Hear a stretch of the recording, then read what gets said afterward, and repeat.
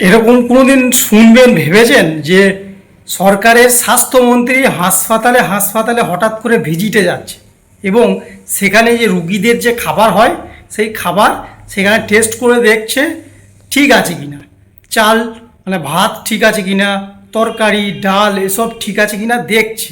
কিন্তু এখন বিজেপি সরকারের ঠিক এটাই হচ্ছে। সত্যিই তাই, মানুষের জন্য যে ভাববে সেই সরকারকে তো অসংখ্য ধন্যবাদ জানানোই যেতেই পারে। কারণ স্বাস্থ্যমন্ত্রী গেছেন কোথায়? হসপিটালে, যেখানে রুগীরা থাকে, সেই রুগীদের খাবার টেস্ট করছে। আবার টেস্ট করছেন কি, সে রুগীরা যে থালায় খায় সেই থালাতেই। আপনি ভাবতে পেরেছিলেন কোনো দিন হাসপাতালে রুগীদের জন্য কোনো নেতা কোনো মন্ত্রী এইসব ভাববে?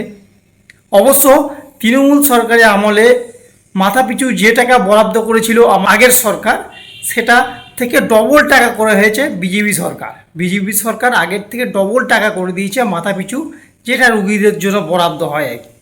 তো তা সত্ত্বেও হাসপাতালে গিয়ে স্বাস্থ্যমন্ত্রী দেখছেন যে না, হসপিটালে কাজ করে তারা ঠিকঠাক খাবার দিচ্ছে কিনা, চালটা উন্নত মানের কিনা, ডালটা ঠিক হয়েছে কিনা, তরকারি ঠিক হচ্ছে কিনা, এই সমস্ত দেখছেন। ভাবতে পারেন কত ভালো বলুন তো।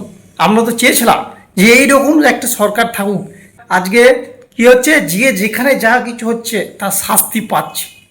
আজকে বিজেপির সরকার আছে, কিন্তু বিজেপির যদি কোনো নেতা যদি আজকে তোলাবাজি করে, সঙ্গে সঙ্গে আরতে চলে যাবে। এটা কোনোদিন ভাবতে পেরেছেন? যেই দলের সরকার রয়েছে সেই দলের বিধায়করা কোনোদিন তোলা তুলতে পারবে না, তারা শুদ্ধ আজকে হয়ে যাচ্ছে। আর তৃণমূলের আমলে কী ছিল? পুরো তোলাবাজির একটা সরকার ছিল। যাও তোমরা তোলা তুলো আর আমাকে নিয়ে এসে দাও, এরকম একটা ব্যাপার। মানে আমি সেরকম বলতে চাইছি না, মানে এরকম একটা ব্যাপার ছিল। যাই হোক বন্ধুরা, খবরটা দেখলেন শুনলেন, সাবস্ক্রাইব করে রাখবেন, ভালো লাগলে কমেন্টে জানাবেন।